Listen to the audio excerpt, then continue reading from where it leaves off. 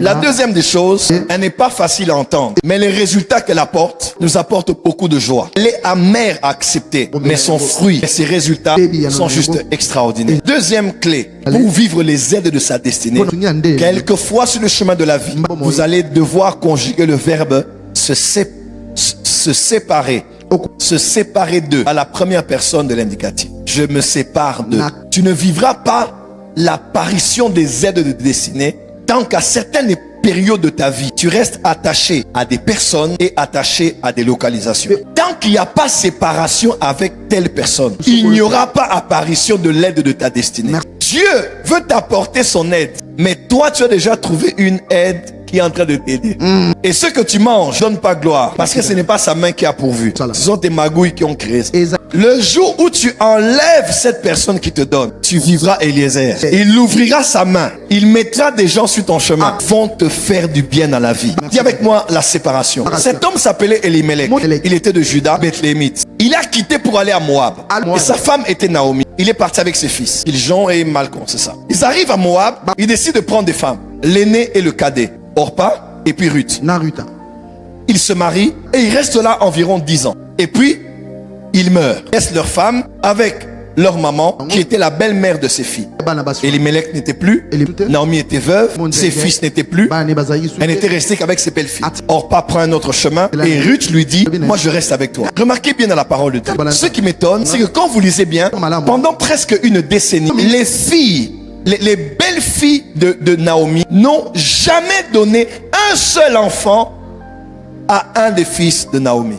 Orpa et Ruth, elles étaient mariées. Elles étaient en relation sexuelle. Et Ruth avait son mari pendant 10 ans de stérilité.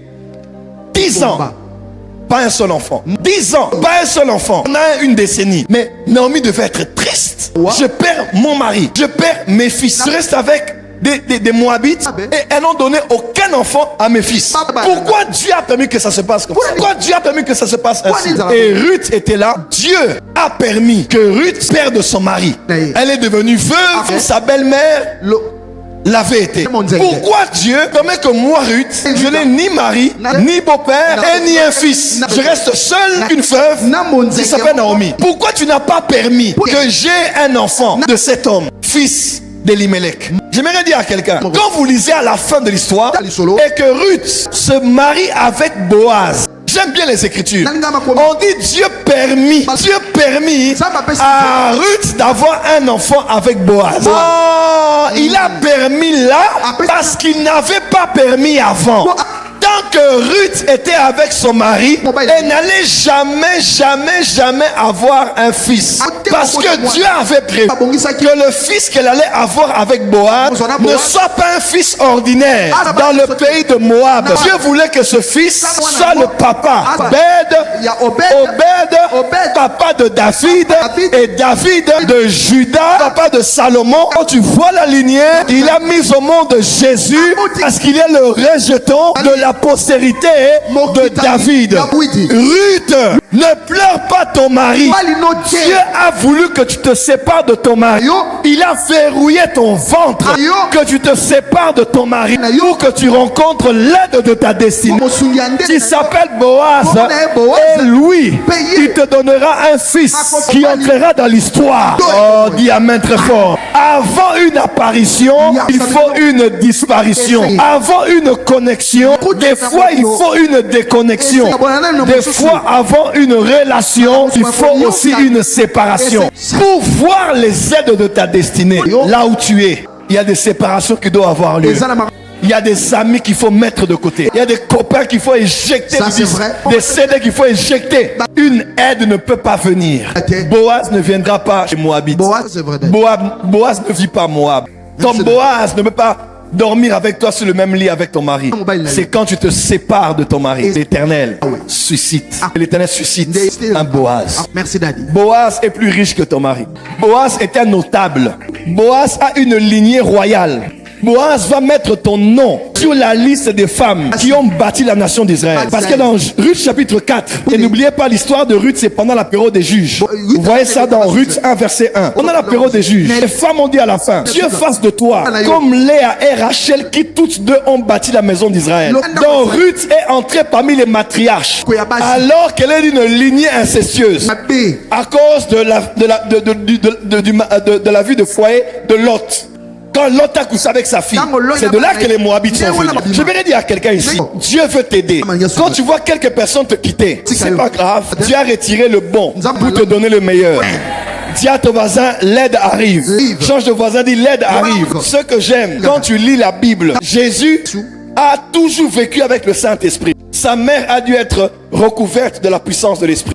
Il avait été rempli du Saint-Esprit lorsque sa mère et Élisabeth se sont saluées. Le jour où il est né, la Bible dit il croissait en stature et en sagesse. À 30 ans, l'Esprit de Dieu est descendu comme à la forme d'une colombe. Luc 4 verset 1, rempli de l'Esprit. Jésus fut conduit par l'Esprit dans le désert. Luc 4 verset 12, 14. Revêtu de la puissance de l'Esprit, Jésus est sorti du désert. Quelque part on dit Jésus tressaillit par l'Esprit. Il y a plusieurs fois où on parle du Saint-Esprit, mais pas une seule fois. Jésus a enseigné sur le Saint-Esprit. Il n'a jamais présenté le Saint-Esprit aux apôtres. Le Saint-Esprit est une personne. Il dit, je ne vais pas vous introduire l'aide maintenant, parce qu'il faut une séparation. On ne parle pas, on n'introduit pas la relation avec la personne du Saint-Esprit quand Judas est là. Ça c'est vrai. J'ai une relation à vous présenter. J'ai l'aide de destinée à vous présenter. Mais il y a Judas ici. C'est quand Judas, lui c'est dans Jean, c'est quand Judas s'en est allé. On voit Jésus comment, Jean 14, 15, 16, Jésus commence à parler du Saint-Esprit. À la fin il fait, quand il soufflait sur eux, Judas n'était pas là. Dieu veut te présenter une aide. Mais Judas est là. Il faut que Judas quitte ton cercle. Il faut que Judas quitte ta maison. Il faut que Judas quitte ta liste de contacts sur Facebook.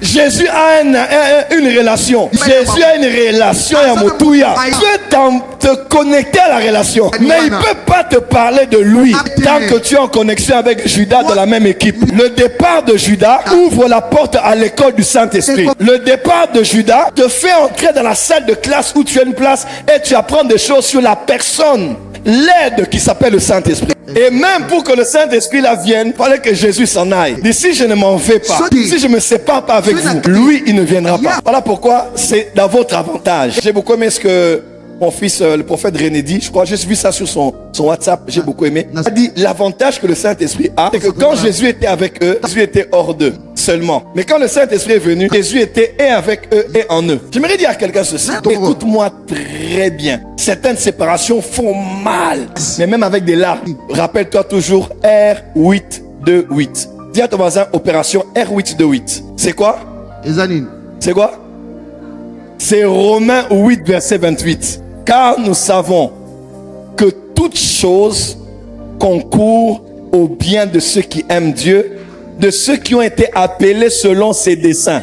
Pour voir une aide, il faut éjecter Judas. Il y a vraiment des relations que tu dois couper. Parce qu'avec Dieu, des fois, arithmétique, c'est ça? Oui, Daddy. Papa ne fait jamais d'erreur. Jamais, papa. Et Banaboni.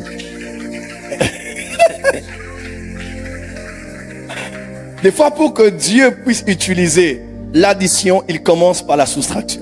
Quand Dieu veut te donner celle que tu attends. Donc Dieu a parlé comme étant ta Ézer. Quand Dieu veut te donner ton aide semblable, sans bistouri, sans incision, sans somnifère, sans anesthésie, il fera dormir, va soustraire quelque chose en toi avant d'additionner ton aide dans ta vie. Ève ne vient jamais lorsque tes côtes sont complètes. C'est le retranchement d'une côte qui ouvre la porte à l'addition dans la vie d'une personne qui s'appelle ton aide semblable. Il est possible qu'on t'a abandonné. Il est possible que tu finisses cette année, quelqu'un qui te finançait, te soutenait, t'a lâché subitement. Des fois Dieu soustrait pour additionner. Et des fois Dieu divise pour multiplier. Quand Jésus a dit, mangez ma chair et buvez mon sang, la foule de ceux qui les suivaient ont été divisés. Mais ce que j'aime, acte 2, 3000, acte 4, 5, 5000. Et aujourd'hui, il y a des milliards de chrétiens sur la terre. Voilà pourquoi la Bible déclare dans Jean